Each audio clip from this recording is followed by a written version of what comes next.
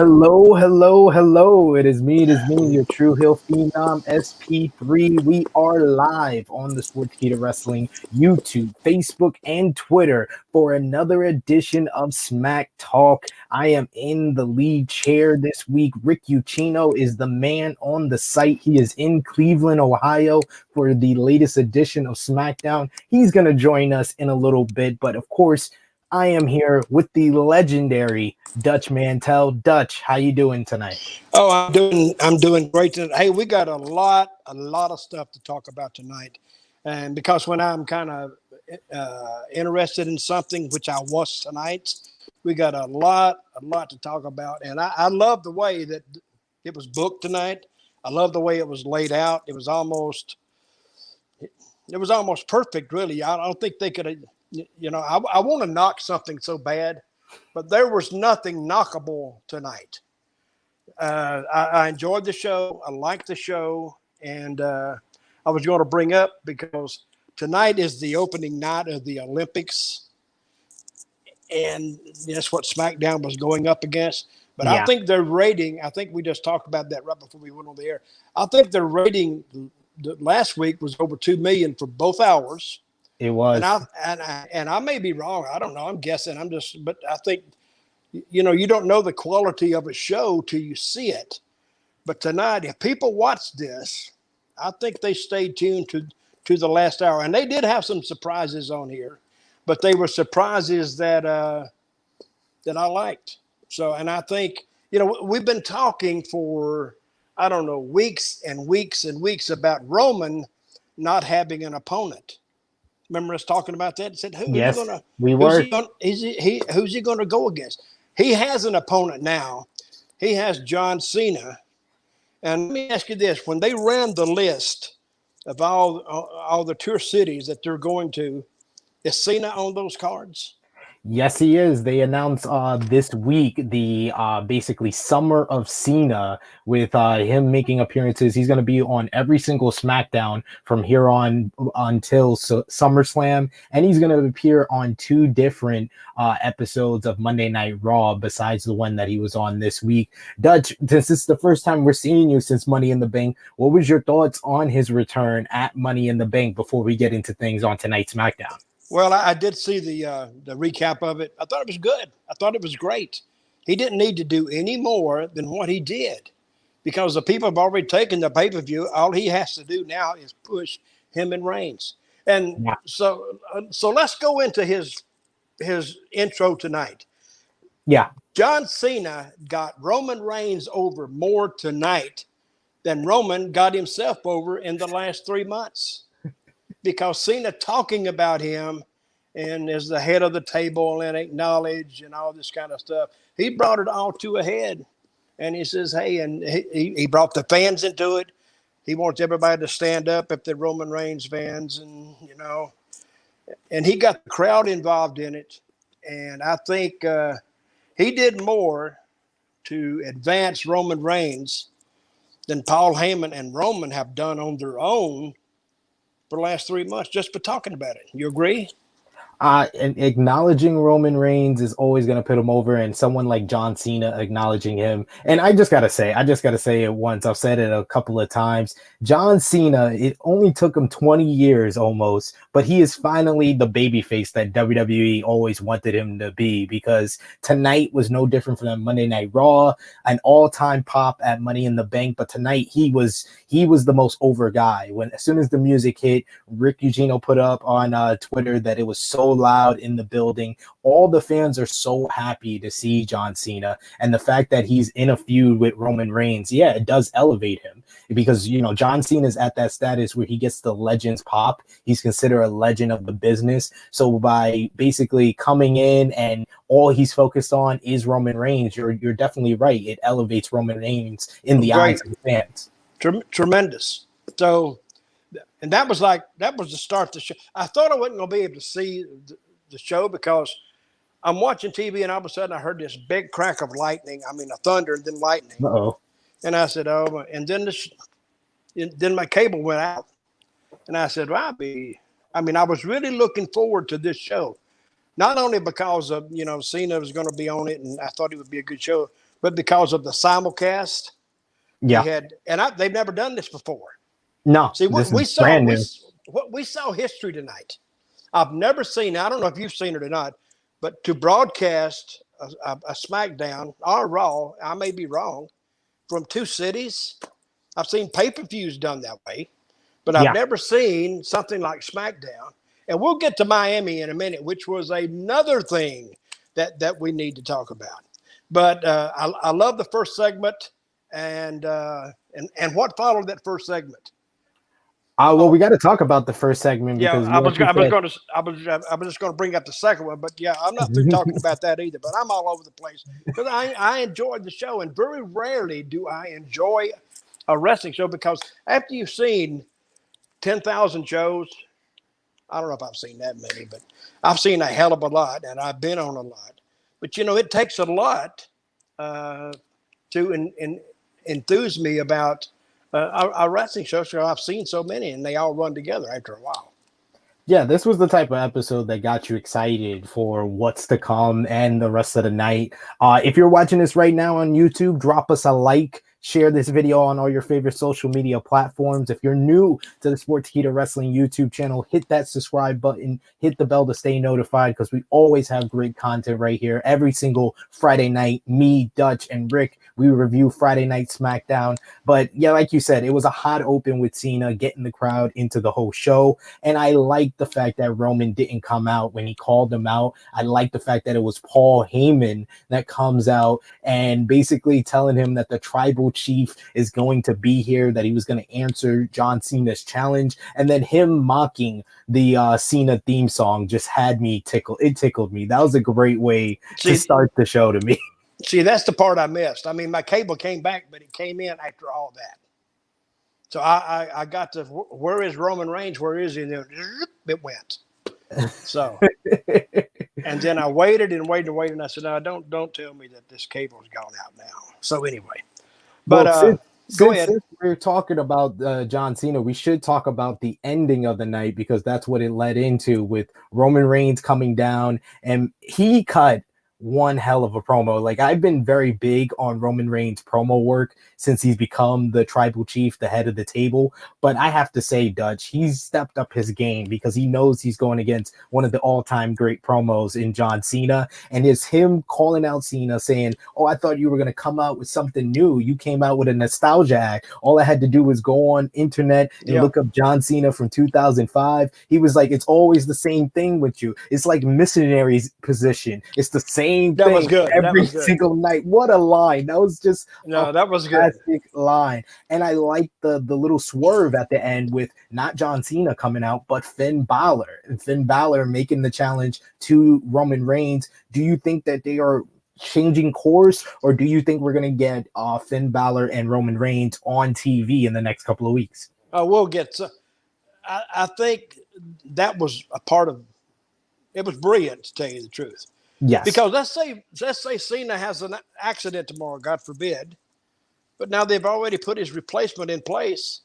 So, and they just go from there. But he's got a replacement. Now you got to think, well, wait a minute, is it going to be Cena or is it going to be Finn Balor?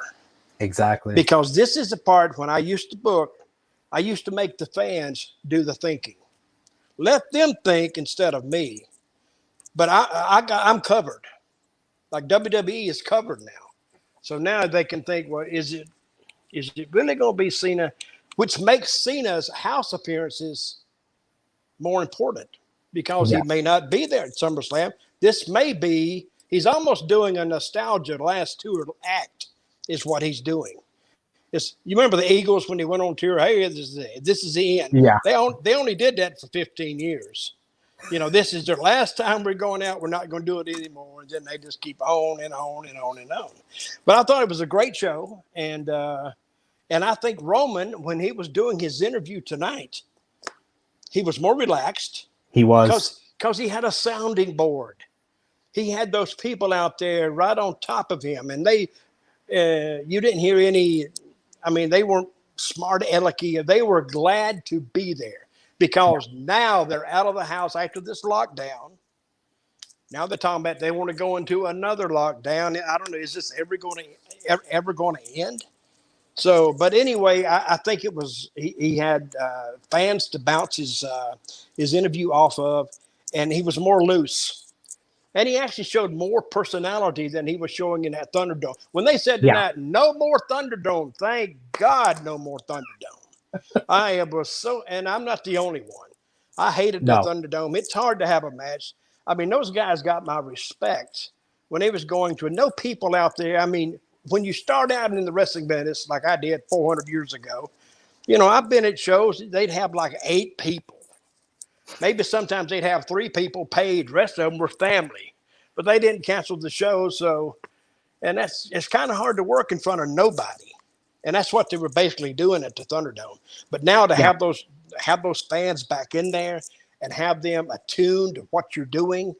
I mean, it was a great show tonight. I mean, I cannot knock this any. It was just, I mean, even the booking and even the timing of it was right on. It couldn't have been any better, and which shows the professionalism of WWE. And it's, I mean, even to book that in 2 cities, Yeah, unbelievable, unbelievable. It's a praiseworthy endeavor that they did tonight, doing it in 2 different cities. The fact that they kept the fans in Cleveland entertained and engaged the entire night, that they gave a reaction immediately after the stuff in Miami. They gave a reaction to the very next segment, which we'll get into. But we got to talk about, what happened after John Cena's promo at the top of the show. Like we said, Finn Balor came out at the end of the night and challenged Roman Reigns, but he was also in the opening matchup as he went one-on-one with Sami Zayn. And I thought this was a really good matchup in front of a red hot crowd. Finn Balor looks like he's still on the top of his game, bringing that work rate that he became famous for once again in NXT. And Sami Zayn was out there bumping and making him look like $1,000,000. Though the sell job that he did on the shotgun drop kicks, like he was bumping around like a madman. And Finn Balor got the win with the shotgun drop kicks and then the coup de grace to get the victory in 9 minutes. What did you think about this match, Dutch? Talking about the shotgun drop kicks. Yeah. I mean, who's the guy? What's his name that changes the shots? The producer. What's his name? Kevin Dunn. Kevin Dunn. He doesn't need to shoot away from that, because when he hit Sami Zayn with that, he was in the corner. It looked like he had killed the guy. I mean, the work tonight was basically off the chart because they didn't do anything stupid. I mean, it looked legit. And we'll get to Miami in a minute. I'll tell you how legit that looked when we get there. And Sami Zayn, he needed the win, and it set up his appearance at the end of the show perfect. I mean, nothing wrong with the booking of this show at all. The right people went over. The timing was right. The announcing was right. So I'm very pleased with this. And I'm sure Vince is somewhere like playing with himself because this show was, I hope not. I hope he's not doing a Jeffrey Tubin somewhere, but I tell you, it was a really, really good show. I wouldn't be surprised if he's playing with himself, Dutch, because Money in the Bank was great. Monday Night Raw, their ratings was up. They almost did 2 million on Monday Night Raw this week. And then, like last week, SmackDown did its highest rating since I think about like May or at least the SmackDown after WrestleMania. So you kind of gotta tell that, having fans back has helped wrestling overall, really. Like AEW is doing over 1 million, and WWE's ratings is up this week. So it seems that fans being back has motivated more people to get back into the product. And like you said before, wrestling at Thunderdome, wrestling in the empty arenas, or wrestling in front of just, a minimum amount of fans, it just isn't the same of a capacity crowd. And we felt that in that opening matchup with Sami Zayn and Finn Balor. That would have been just like a pretty good matchup in the Thunderdome, but it was a really, really good, borderline great match with that hot crowd in front of them. But they could have had the same match in the Thunderdome. Yeah. And you'd say, well, it was a good match. But exactly. Hey, doing wrestling without fans is, I mean, it's just not there. You don't feel it. Because sometimes you can see something that might not even be good, but if the fans are in it, you'll kind of get caught up in their euphoria over it. and get with it yourself. But anyway, I enjoyed tonight's effort. I did too. We got to move on to. We had Wait a minute. Let's talk about a minute.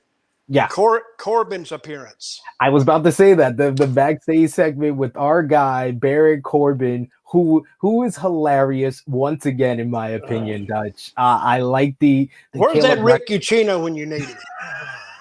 He hates Baron Corbin, but they keep putting him on there, and it's getting there. Yes, and you see it, and every time he comes out, when he came on, I kind of laughed because now you had a serious moment. Now here he comes. He's lost everything. The guy stole his website, got his identity, got his credit cards. Can it go any worse for him? And the woman looks at him and he just walks off. It was, and he said he noted that he had to take the bus to SmackDown and that it smelled really bad. Have you ever taken a public bus? And I was actually talking about public transportation the other day because I've taken it before. Not the most enjoyable experience because you don't know who you're on there with, or drunk, or fight, or whatever. And especially when the people know who you are and people messing with you. Absolutely. So, and I didn't like it. So go ahead. It seems that we have a run in here, Dutch. The person you were just asking for. We talked about Baron Corbin. We said Baron Corbin's name, and he appears. Rick Ucchino live on the screen. Here we go. Ohio. It is really loud in here, so I can't hear a word you're saying, but I will. I'll just get to my ear nice and close to you guys whenever you ask me a question. But my God, what a hot crowd in Cleveland tonight, boys. I know you had to be enjoying that show. We talked about the final segment, Rick, but what was your thoughts on Roman getting confronted and challenged by Finn Balor here tonight? Oh, it was a hell of a swerve. I did not expect that to be coming. I know Finn has been doing, the kayfabe interview saying he wants a shot at Roman Reigns. I still don't think that, based off of the dark match main event that we got tonight, by the way, that featured John Cena wrestling against the Bloodline alongside the Usos, alongside the Mysterios, it's still going to be Cena and Reigns at SummerSlam. I think we're going to get this Balor match first, though, and it is going to be a banger. And speaking of bangers, Balor and Sami, that was every bit as good live here tonight, and the crowd was on fire for Mr. Finn Balor. So it was a nice swerve. I'm not buying it. I still think Cena Reigns is the match at SummerSlam. I think we're all on the same page there. Me and Dutch kind of said the same thing. I think we're going to get Finn Balor and Roman Reigns on TV, which should be one hell of a TV matchup. We just brought up your favorite person in the world, Rick Ucchino, Baron Corbin. What was your thoughts on his promo and the backstage segment with Kevin Owens in the night? We didn't see it. Oh, you didn't see it? We didn't get it in Cleveland. What we got was... So they were showing all of the stuff at the Loud Festival that wasn't very loud from what I could tell on Twitter. No. So they were showing all of that stuff, and we were getting a massive six-man tag match. So what we saw, like a 30-minute mixed tag match with it was Ziggler and Rude and who was the other heel? Apollo against Big E, Nakamura, and Cesaro. So that's what we were watching while everything else went down. Now, my seats were directly behind the video truck. So I saw that there was something going on with Baron Corbin. I saw he got hit in the nether regions by a microphone, but I did not actually get to see the segment. So it was a little bit confusing about what was actually on TV and what we actually got to see. But I didn't get to see any of the backstage stuff with Corbin tonight. Well, how was the crowd doing the 8-man tag? The crowd was hot. The crowd was hot all night long, except for really the Toni Storm match with Zelina was a little bit quiet. But I believe that was because there's just not a lot of people there who know these two ladies yet. But when Toni hit her finisher tonight, it was beautiful. The crowd got a nice pop. You could tell who the wrestling fans were when Toni's music hit because they got loud. And then, everybody in my section, including the ladies next to me, they're like, who's this? What's her story? So I'm trying to fill them in. You know how it's going. But the crowd was on fire all night long tonight. Great. I'm glad to hear. And you could tell, even with Roman's interview, how happy and he was that there was fans in the crowd that he could play off of. Oh, he was eating it up. He was eating it up tonight. And dude, the line of the night, I cannot believe we heard Roman Reigns. We were talking compare about that. John Cena to the missionary position on Fox. Wow. That got a great pop for me, especially. That was hilarious. And honestly, it was a great analogy, to be completely honest with you, because it's like, it is the same John Cena that we've seen in 2005. Even in the dark match main event tonight, like, he gets the hot tag, and I'm like, oh, here we go, tackle. What is it, the suplex, and then he hits the 5-knuckle shuffle, and then he hits the AA. It's the same hot tag we saw in 2002. So, I mean, I get it. People still went nuts for it. So, it is what it is. So what was the final match of the night? The dark match, what was that? Yeah, so that was Roman Reigns and the Mysterios against Reigns and the Usos. Reigns did not wrestle very much at all. He was playing massive heat. There was a moment where it looked like he and Cena, they finally got in the ring at the same time, and the crowd was going nuts. And then Roman just got that smirk on his face and said, nah, and rolled out of the ring and walked away, which let Cena and the Mysterios beat the Usos. Okay. That's a smart heel. That's why I love Roman Reigns. So Rick, I know you're busy over there. Give us your top 3. Who was the top 3 biggest reactions of the night in Cleveland? It was honestly, it was the 3 veterans. It was Edge, it was Cena, and Roman Reigns got a huge reaction as well. I mean, but Finn Balor's pop was great too. Like I said, it's hard to pick and choose the 3, but if I had to go with the biggest reactions, it was those 3. It was Cena, it was Edge, especially. Big E got a nice pop tonight, but I think the guy who got the biggest pop for sure was Cena, but Edge was a close second. Good.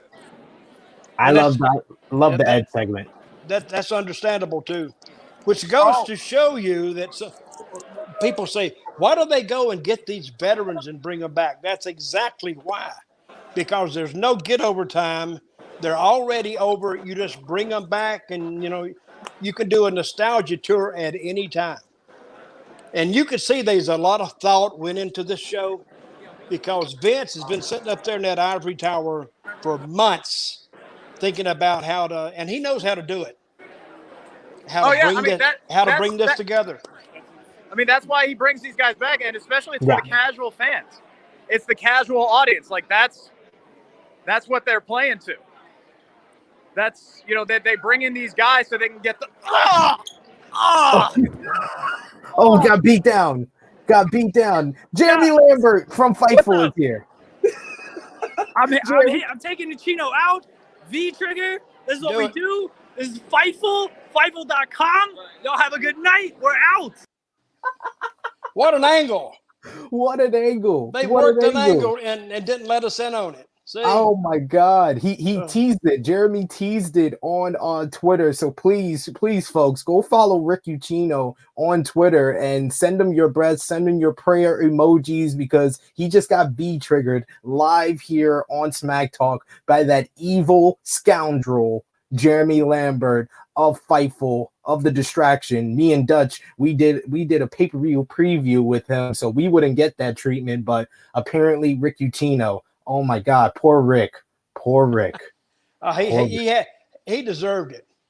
Hey, what did he say about Corbin? Did we ask him that? He said he didn't see it. He said they weren't able to see it. But I love the Corbin, especially the second segment, Dutch. Yes. We didn't get to talk about that with Corbin and Kevin Owens. This was the first time that we got a sense that Baron Corbin may be going babyface, where Kevin Owens, showed some sympathy for him. He showed some changing of his attitude now that he's down in the dumps. Kevin Owens asking him, is he wearing the same shirt from last last week. This week, it wasn't a coffee stain. It was a spaghetti stain because he talked about last week he has the spaghetti out of the can, and Kevin Owens gives $40 and he gets robbed. Then he got robbed by the Dirty Dogs. He got the Shotzi Blackheart ball to the balls, and then he got robbed by the Dirty Dogs. How much did you laugh at this segment, Dutch? Well, I didn't quite laugh out loud, but I enjoyed it because the Corbin segment is lighthearted, but they could very easily pull the trigger on that and make him a heel. I thought when Kevin Owens turned his back on him that he could nail him, but that would be too soon, of course. But he could say, change my attitude. Why don't you change your attitude and walk off? Yeah. But see, it'd be very easy to change him back. But you're kind of liking him now because he's down his luck and all this stuff. And even though people said, that's not true, he's playing a good character. And that's exactly what he needed because he was dead in his other character. He was just dead. I don't know. And this is the best way to revive a character is to kill it and then regrow it. And that's what they're doing. Exactly. I like what they're doing so far. You know me, I'm the person that was on this show and said he never saw a great Baron Corbin match. And I still haven't seen a great Baron Corbin match, but I'm seeing very, very good, funny segments in the last couple of weeks for Baron Corbin. They're telling a story about him. Exactly. Now, if he had the right little angle after this grows and we give it time to come to the rise to the surface and get done, now you might see a good Baron Corbin match. But he's got a story always trumps work, always. Because remember Handsome Jimmy Valiant?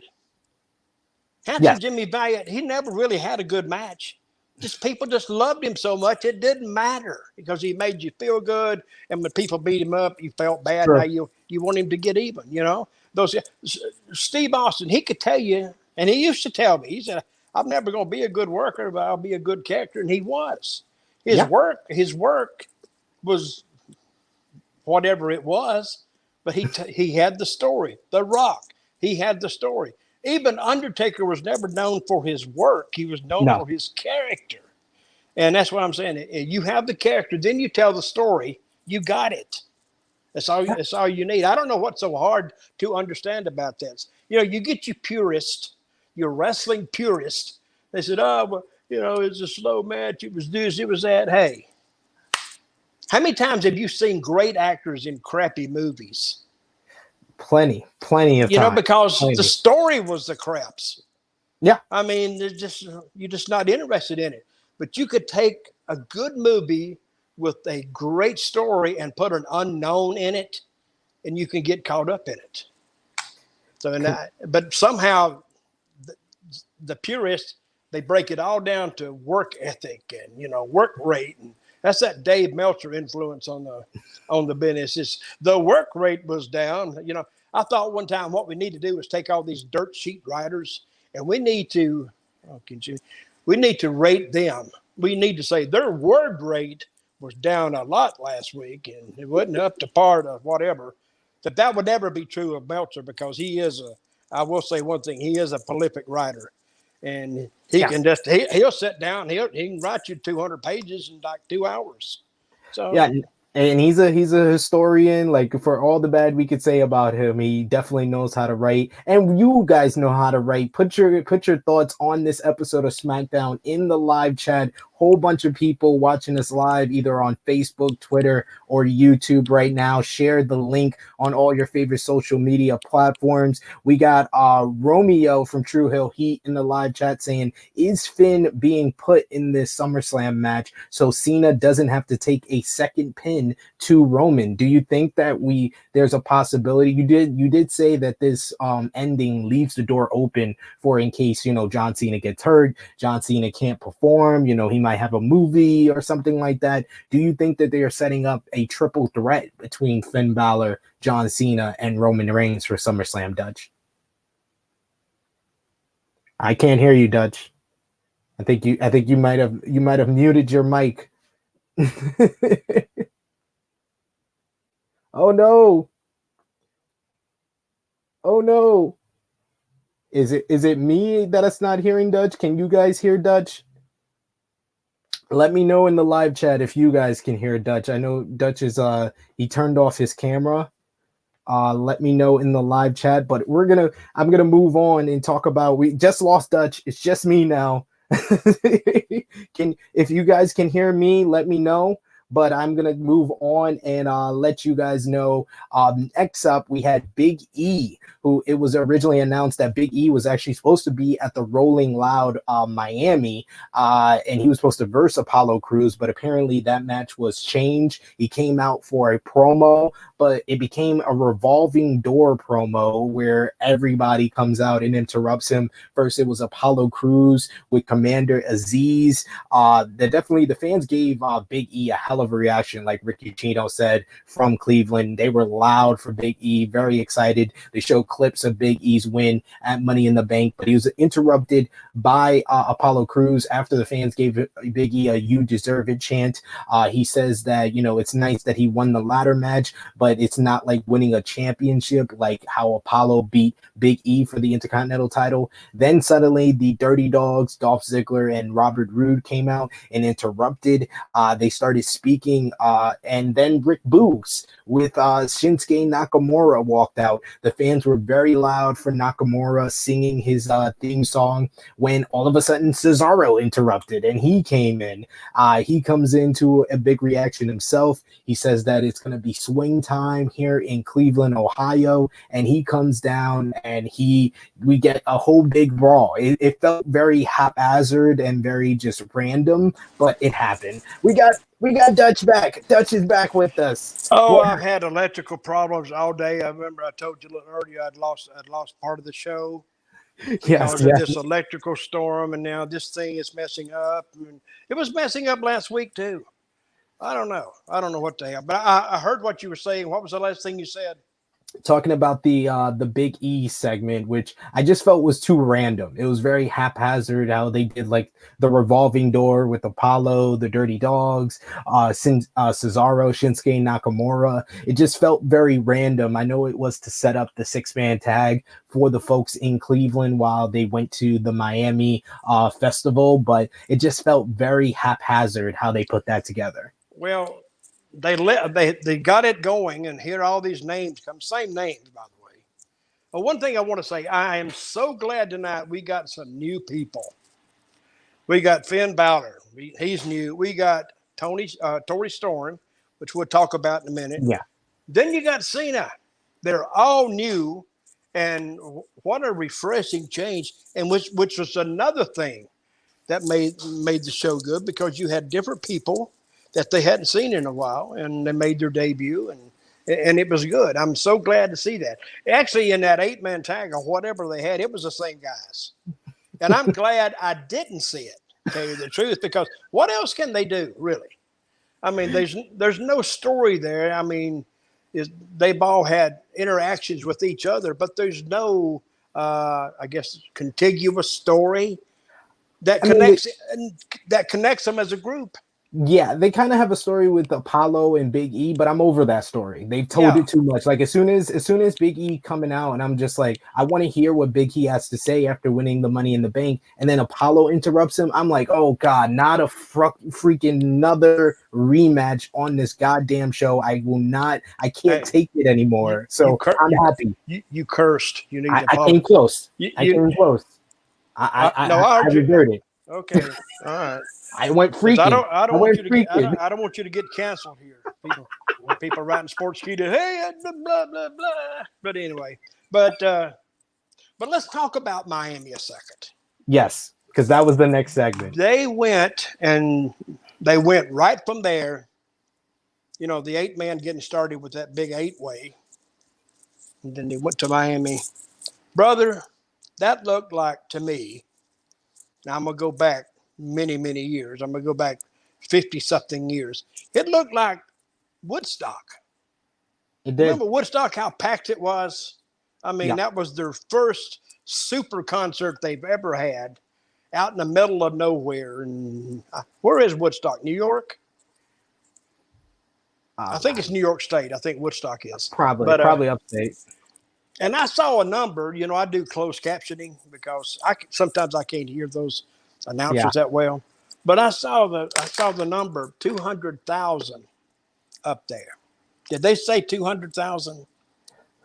I'm not very sure, but it definitely looked like over 100,000 in attendance. I It's would one of the say biggest festivals in I hip may hop. be wrong, but and what is that festival? What? It's a hip hop festival. Yeah. Yeah, it's got like Bobby Shmurda was gonna perform. At one point I did hear a "We Want Bobby Shmurda" chant by the fans. The fans, you know, I don't know how well they advertised that it was gonna be WWE matches for them, but the aesthetics of it all just looked really cool, really like it was just different. And It that's was what you different. want. It was different. It was people from. They didn't have walls, but it was from to the horizon. It was people. And they had one shot in there that I really like because I'm like a part-time amateur photographer, but I know a good shot when I see one. It had the sunset and the clouds and like not a palm tree, but it could have been over the shooting through the ring. What a great shot that was. And It then was. what was going, did they have a drone over the crowd that was? Yeah, they had a drone a couple of times, and that just made you can see the size of the crowd. It was those were really great shots that they were getting of the crowd, regardless of them actually being into the match. You can just play that on replays and highlights, and it looks great. Yeah, Chad Gable and Dawkins. Yeah, they had a good match. Who was the rapper who stayed around ringside? Who was that guy? That was Wale. Wale is the one that actually does the theme song for Big E, which that's why I thought that they were going to have Big E at the Rolling Loud so he could perform his theme song and have him come out that way. But instead, they had him come out, get the crowd hype, saying we want the smoke for the Street Profits. Then we had Angelo Dawkins versus Chad Gable, which I thought was a fine match. These guys have a long history with each other. Dutch, they were actually tag team partners in NXT before they went to television, and they both have an amateur wrestling background. Angelo Dawkins got the win with a spine buster. What did you think about this matchup? Oh, it was a great match. It's a great match against a great backdrop. It doesn't really matter if Chad gets beat or not. I mean, the heat's really Otis and the team more than individually, but it was good. Whatever came off of Dawkins' arm or wrist or something and fell into the ring? I think it's like one of those armbands that he has. And I'm thinking, and I know it happened, but why didn't the referee get that out, you think? Stuff like that bothers me. I mean, you know, if that'd been Kevin Dunn, he'd be saying, get that out of the ring right away because, you know, they're going to use that footage and they don't want that. You know, we saw it happen. So it surprised me that they didn't tell that referee to get it out of the ring. It's a little thing, I know, but you don't leave stuff like that in the ring, which I thought either the referee didn't get the message or they didn't send it. But yeah, but it seemed like as a referee, he would know to pick it up himself and move it. He just went with the flow, but that actually went into like a seamless transition from that match into the SmackDown Women's Championship matchup with Bianca Belair defending the title against Carmella. I kind of liked how they explained why Carmella was getting a rematch, even though she lost last week, that Bianca Belair used her hair, and they made that a whole story where Bianca said, if you don't touch my hair, I'm not going to use my hair. And this was a good short match. It was just under 5 minutes long, but the ladies went in there. They performed all their moves. Bianca Belair got the victory with the KOD. What did you think about this match this week? I liked the match. It was the right length, the right person went over. But this tells you Bianca Belair's stock in WWE. Where was she on this card? She was the top of the hour, of the second hour, and she'll hold the viewers. Yeah, because Bianca Belair, what they got in her. The little girls like her. The little boys like her. Everybody likes her, especially the young kids. And I'd like to see her royalty check at Christmas because she will burn it down. Yes. And I mean, and that shows you how much they think. Because I said, you know, back two months ago, maybe 3 months ago, that Bianca Belair was being held in high esteem in WWE, not only for her work ethic and her in-ring appearances, but her merchandise appeal. Yeah. And her appeal to the young kids. And you looked out in that crowd, not necessarily so much in Miami because you had adults there, but you look out in the crowd in Cleveland, along the walkway when they come in the ramp. A lot of tons kids. and tons and tons of kids. But WWE has always operated under that theory. The kids. Yeah. Sometimes they would devolve the product down so far that it appealed only to the kids. But after a while, you know, and I think what we saw tonight, maybe here we go again. I may be wrong, but I think you saw a reinvention of WWE. You know what they reinvented? You know, the movie matches when they just clip and like Undertaker did. Yep. You know, you first of all, you saw probably Mick Foley said, "Hey, I can do that." Even Ric Flair said, "Hey, I can do that." Or Sting, "Hey, I can do that." Sting went ahead and did it in AEW. and the thing is, yes, they can do it. And yes, people will be interested enough to watch it. If they don't overdo it, and this is his last match or whatever, yeah, it draw a hell of a rating, I think. Or it draw a hell of a buy rate. So Romeo actually makes a good point here in the live chat. He says, if you put John Cena in front of that crowd, they'd be more excited, talking about the Miami Rolling Loud. They don't know who these guys are. I mean, I like the aesthetics of it all, Dutch, but the one thing I didn't like is that the crowd could care less about whatever was in the ring. I made a tweet that if they did the Schmurder dance, they probably would have cared a little bit more about these matches. That was the one thing that I felt like was a little disconnect, that they could have gave these guys at least one major star to kind of get the crowd into things. Well, this is my thought. I'm not a hip hop fan. I mean, I kind of like some of their stuff, but I couldn't tell you. And I used to be a country fan. I couldn't tell you now even one country artist because the genre left me. Yeah, country music is not country music. So if you're going to be the same as everything else, the rock music, then you've lost me. If I want to listen to country, I'll listen to country. But see, I listen to hip hop a little bit, but not much. But I think it wasn't so much. You talk about the crowd being there, not interested in wrestling. It wasn't about that. It was about you call it the aesthetic. Yep. Of the image of the scene, all those people, and the wrestling ring is right in the center of that universe. So when people see this in 10 years or 20 years or even 100 years, they say, "Wow, look at that." They won't remember the fans if they even responded at all. That's not the point. The point is all those people around that ring. And did you see their setup? All those big screens. Yeah. How much you think it cost them to put that up? Now, I don't know if the concert definitely in the 100,000s probably. I bet $200,000. Yeah, to put that up, and it's not cheap. And I really like their.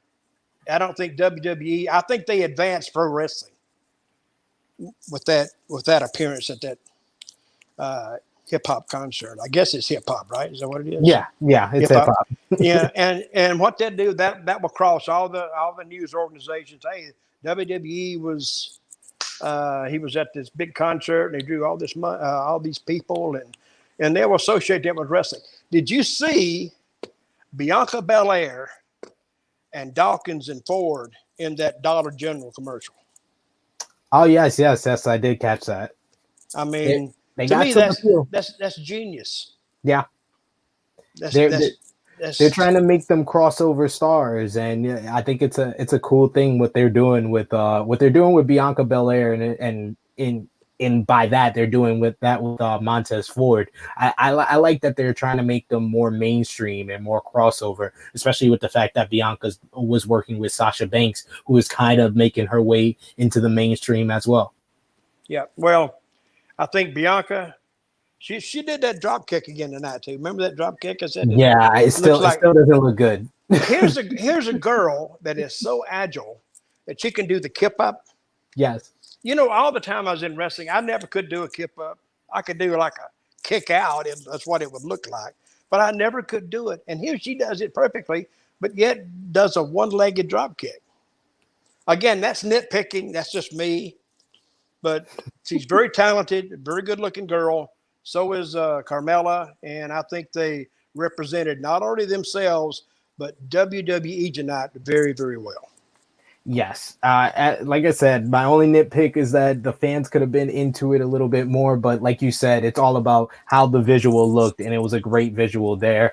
And then we went back to Cleveland, Ohio. Like we said, we had the Baron Corbin segment where you see it seems that he's gonna be in some type of partnership with Kevin Owens, because Kevin Owens made the save for him against the Dirty Dogs. What did you think about that tag team, Corbin and Kevin Owens? Oh, it's good. I didn't know Corbin was so tall. How tall is he? He's 6'5", right? He has to be like 6'5", 6'6", yeah. Yeah, he's a big boy. But I think this has done more for the Baron Corbin brand, yeah, than him being King Corbin. Now he's at least has a light being shined on him. And now, and we go back to story. Once you tell the story about someone, it's easy to do something with him. And I remember when Owens come up to him, he said, "Hey, you were like a bad person. You didn't care, and for 8 years or whatever. Now you know what it's like to be brought down." And he gave him some money. But I thought, I just said this, that if he'd have nailed him from the back, that would be a way to turn him back. But it's too soon. Yeah. But now you're taking notice of Baron Corbin. He's cooking. They put the kettle on the stove, and they let it sit there and bring it, and brought it to a boil. They let it simmer, and when they get ready to turn it up, you just turn the heat up on it, and you got your product. You got your Happy Corbin. You got your meal ready. And then he got robbed of those dirty dogs. Build the sympathy.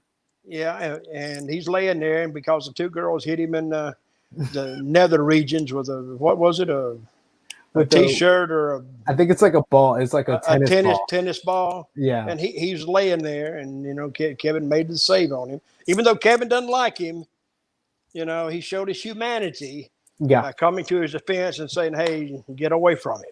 And that was perfect. There was no need for them to get into a fight, and there's no need to get in a big brawl. But now they've connected those two. See, it's simple stuff. It's just simple stuff without overdoing it the first time they meet. I used to have trouble with this one guy, and he was a good booker, but he tried to do everything at one time. He would just shoot everything at one time. But I said, take your time a little more. Let's tell the story. He never understood my philosophy, and I didn't understand his. So, but that's the philosophy I've always operated on, because now you got time to think about it. The fans got time to think about it. And this show tonight, there was a lot to think about. And I think the people will remember this show for a long, long time, especially because of the Miami portion of it. Listen, I've seen and been in thousands of wrestling matches, but this show here was the most standout show. This was better than a pay-per-view, I thought. I think you should definitely go out and watch Money in the Bank. Money in the Bank was great, and this was a good follow-up to it. But outside of the Roman Reigns promo, which was my favorite part of the night, I would say second to that was Edge's promo. Edge came out to a massive reaction, a massive pop, and he cut a really damn good promo talking about Seth Rollins costing him the Universal Championship at Money in the Bank. We lost Dutch again. Hopefully he's going to come back. But Edge talking about how Seth Rollins cost him the Universal Championship matchup against Roman Reigns at Money in the Bank. He said that he's learned from the evilest minds in the business. And Dutch is back. I don't know what's wrong. I don't know what's wrong. It's all right. I have no idea what's wrong with my internet, but I've had trouble with it all day long because of the storm that moved through. So. It's all right. We understand, Dutch. It's Florida weather, man. It gets I don't understand the internet anyway. I don't understand websites. I know how to read them, and I know how to put stuff on them, but that's about it. I mean, when I'm looking at how to do this stuff, I said, I mean, I just can't do it. I don't understand it. Because I've never taken any class, which might be a thought. I might need to get educated on this stuff before I start trying to do it. Computer science. So what were you talking about? I was talking about the Edge. Edge's great promo talking about he's learned from the evilest minds, talking about he's been in the Brood, he's been in the Ministry of Darkness. He got a huge pop for that Ministry of Darkness mention, and then that led to Seth Rollins coming out. He calls Edge grandpa and basically mocks him. They talk about their past with each other, how Edge says that Seth Rollins is disappointed because he didn't pull the trigger when he could have laid him out, could have broke his neck again in 2014, and Seth Rollins says he won't hesitate to pull the trigger once again. And then this leads to a whole big brawl between the two men. Edge hits the execution, then he sets up for the spear, but Seth Rollins runs out. I thought this was a great starting point for the build up to SummerSlam when it seems like it's going to be Edge versus Seth Rollins. What about you, Dutch? I like that because they set it up here, and all they would do, they will maintenance this match. It's called, that's what it's called. You just maintain what you have built, but don't go too far with it to give it away. That's my old saying, and that's what Eddie Graham told me this one time, and a brilliant booker back in the day. And I read the other day, but what works? This is a young guy talking. Well, what worked back in the day won't work now. Yeah, you're right. That's right. But if you got somebody who knows to take their time, and they learn to make movies. They learn to do wrestling matches. They learn to do songs. They learned every genre how to do it. But still, the basic facts still remain when you're booking a wrestling program is don't go too far to where you can't back it up. So if you go too far, you give it away. You've already given it away. And so what's the purpose of seeing it? But they did. This was perfect tonight, like you said.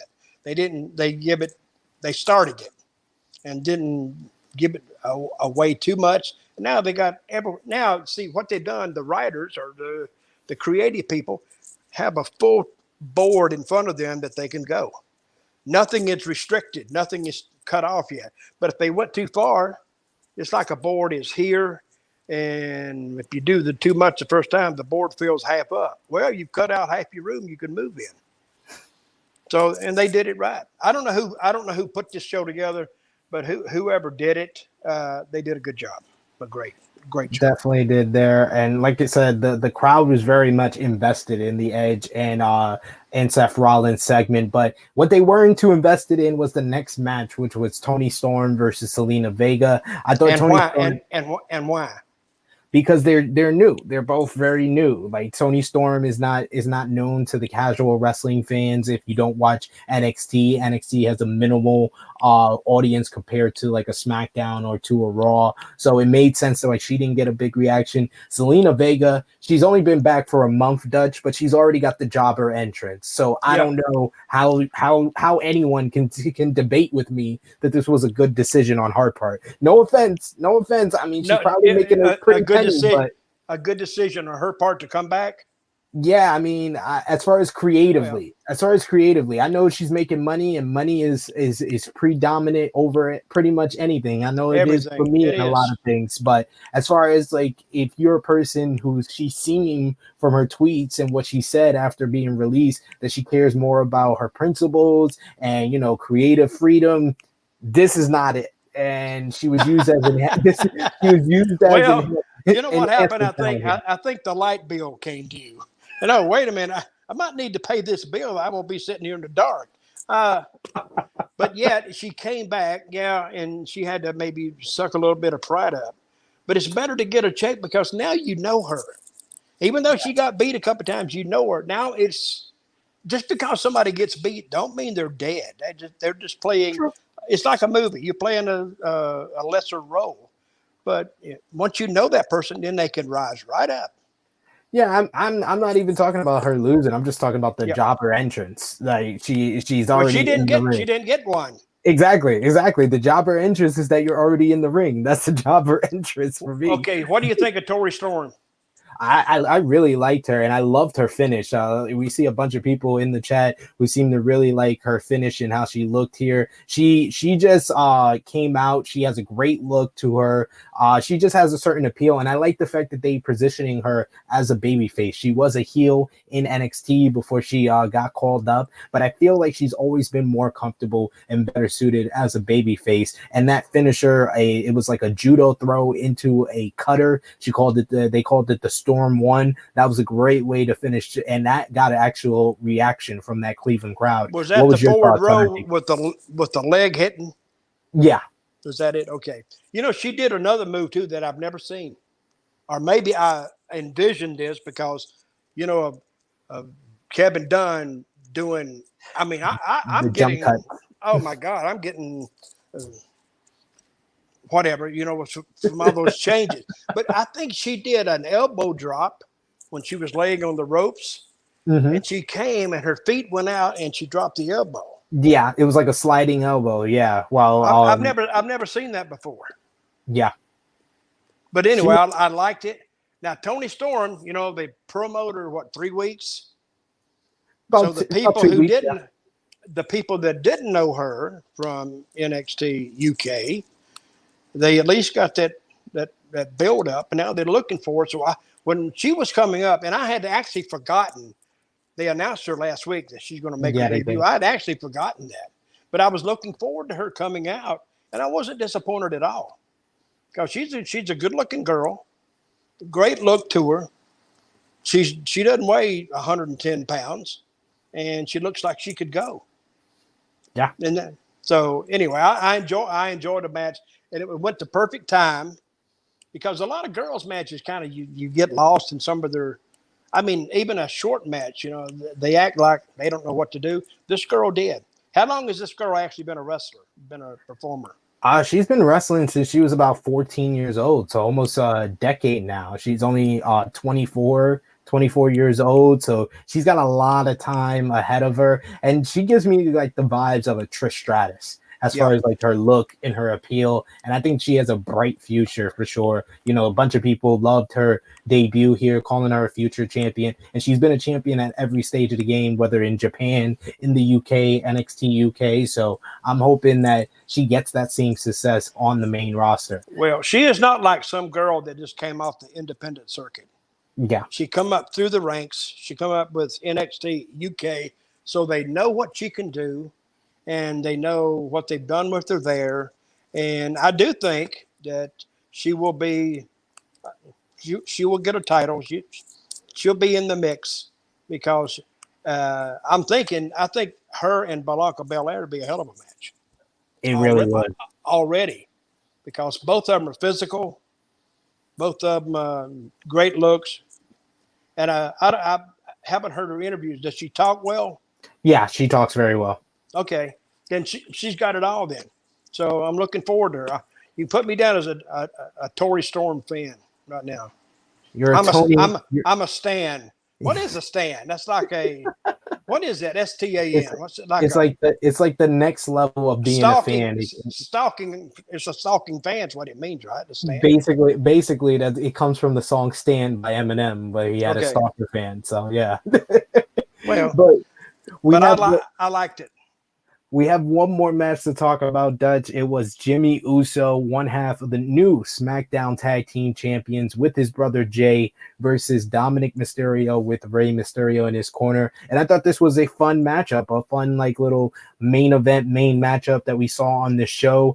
The fans gave both teams a very good reaction, but it was Jimmy Uso this time getting the victory thanks to a roll-up with help from Jay. I thought the match was very good, but I thought the finish was a little clunky. Like they messed up on the springboard into the Samoan drop, which was supposed to be, reversed into the sunset flip, and then Jimmy cradled him up, but they seemed like they mistimed the spot a little bit. But other than that, it was a fun contest. What did you think? No, they probably mistimed the spot, but they actually worked through it, and it looked like they were struggling to gain advantage, and it looked like a shoot, and it was, because he's working hard to get in position. Now, if you're watching it as a fan, you're thinking they're working to gain a real advantage, but they're just working to get into the space they need to be in.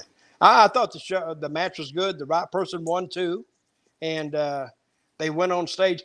I didn't bring this up, but when who came out and had the staircase behind him on the screen?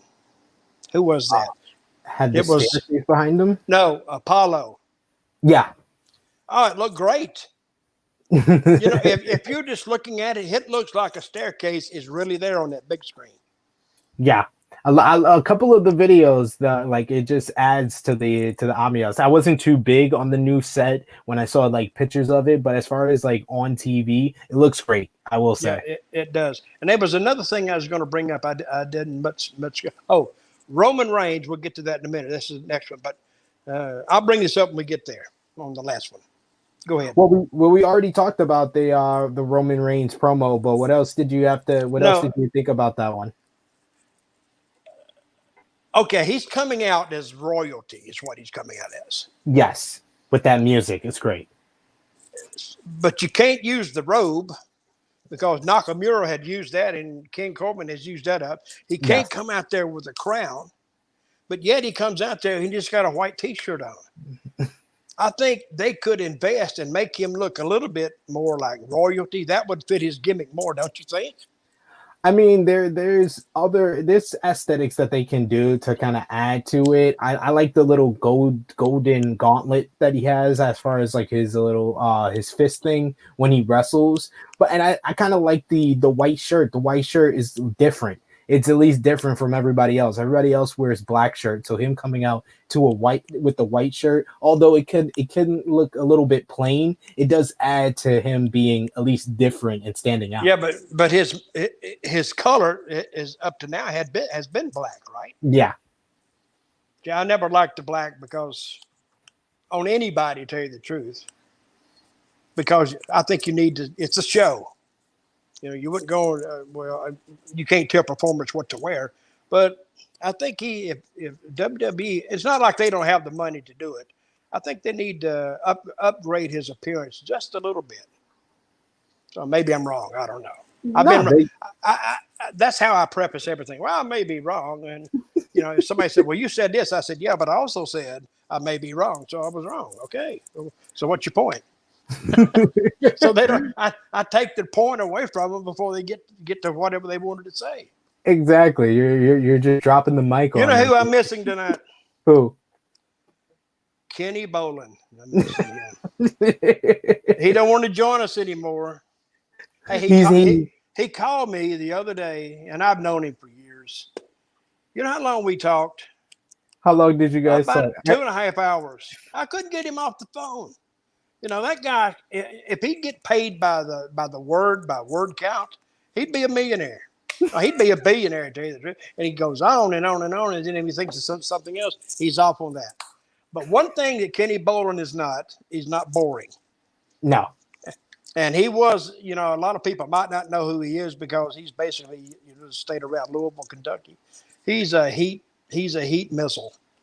He's a heat magnet, buddy. When he walks the ring, you immediately, you just dislike the guy. And then when he starts talking to you, you want to punch him. So, but he was good at what he did.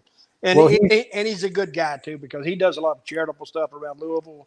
And he does a lot of charitable stuff for the Philippines because his wife or girlfriend was Filipino. So, you can say what you want to about Kenny, but he's got a good heart and he's an entertaining guy. Well, I'm going to peel the curtain back for the people watching us live and watching us on demand, Dutch. Kenny Bolin's going to be back with me for the SummerSlam preview next month. And Dutch, you joined me for your first time on Sportskeeda was for the WrestleMania preview. Okay. So I am inviting you to be on the SummerSlam preview. Me, you, and Kenny Bolin. What do you think about that? That'd be great. If we could have some damn tape to cover his mouth, and you need to get me the silencer button where I go and cut him off at any time. So, that would actually be good, really.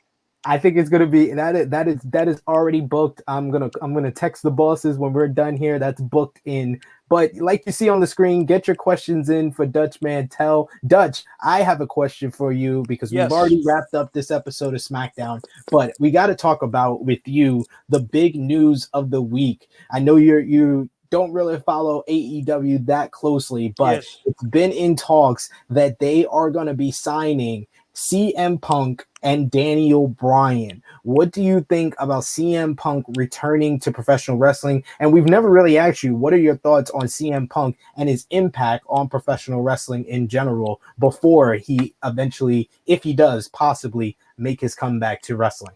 No, I like CM Punk.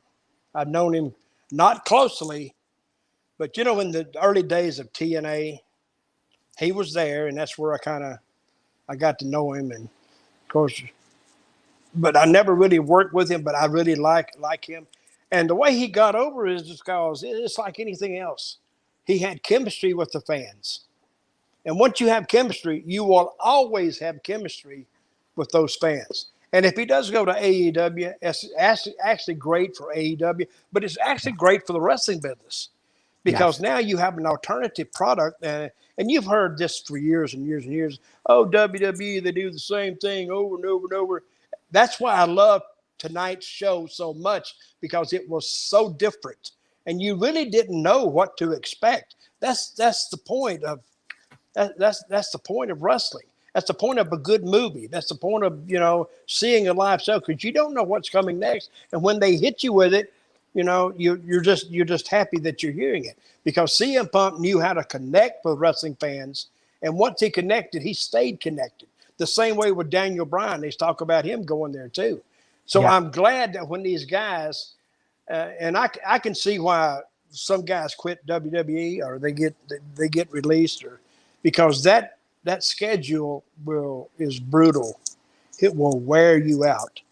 And even though I read that, they're going back to live events, which we've seen the last two shows we've done, they have fans in the crowd. I think a lot of those guys didn't mind staying at home and doing the virtual wrestling, because they didn't have to do nothing. But still, and they were able to stay with their families. Yeah, and WWE was obligated to pay them. So they sat home and they made a heck of a salary and didn't have to leave their house. So when that's over, you got to go back and do it. Oh man, I hate, but I think they were glad to go back, because I think, wrestlers are the worst to bitch and moan and, oh God, I got to do this, I got to do that, till they see the check. Then they say, oh well. But even seeing the check after you made a lot of money, even the check sometimes doesn't stimulate them, because you kind of get used to it and you just feel your body. Yeah. But see, CM Punk was doing an interview one time. He says, or somebody, I think, he said, we worked, it wasn't CM Punk, somebody else. It was Seth Rollins. We worked 150 days last year. And I'm thinking, 150 days? I said, hell, I've worked 150 days in 4 months. Well, but I worked 150 days in 6 months. Yeah. We used to have deals. We'd work 300 days a year on the road in actual matches, and made nowhere near the money these guys are making. These guys are making $1 million plus. Yeah. Hell, we was doing good to make $75,000 back in those days. And I mean, you had the big guys making money, but and $75,000, I mean, back in the 80s, that was actually pretty decent money. But we didn't get rich. Some of them did, but we didn't. And there's more of me than they are of the big money makers. But anyway, I liked the work. It didn't bother me. So it was just a fact of life. So, but I think CM Punk, getting back to our question, I didn't mean to get off base, but that's what happens. You get hit on the head a couple 100,000 times. But but I think CM Punk, he will give AEW a big shot in the arm. And I think if Daniel Bryan goes there, it'll give him a real big shot of the arm. I would suggest CM Punk and Daniel Bryan not going there at the same time. No. I think you need to, here and here. Yeah. Separate them by at least a month, I would say. I think they're going to. Remember, I've told you that it's not the first step you make in an angle; it's the second step. So once CM Punk goes there, what are you going to do with him? You need to have that laid out before he even shows up, which I'm sure they will. Because I think if nothing else, you could ask Punk what he wants to do and let him tell you what he wants to do. Because I think he's the one thinking about his career and his trajectory, and he would have a good idea because I think he's got a really good head for the business.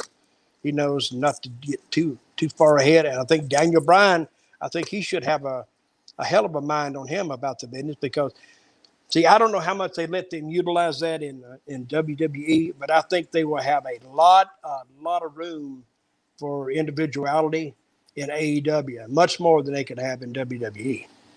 Yeah, they kind of work that into the deals where they have that kind of creative freedom. So I definitely wanted to hear your thoughts on it. And you think that it's going to be kind of a boost to their ratings and their buy rates? And what about with Daniel Bryan? More importantly, my question to you was, is this going to lead to more superstars making the same decision that Daniel Bryan did? His contract expired. He was just in the main event of WrestleMania. And now he wants to, it sounds like he's potentially going to AEW because he can work less dates, be more at home with his family, have more creative freedom, and work in other places that WWE wouldn't allow him to do. Do you think this is going to lead to more people making that decision? Well, how many Daniel Bryans you got there? Not too many in WWE. That's what I'm saying. But and I don't think Daniel forgets that WWE is where they came along in his career and they helped him.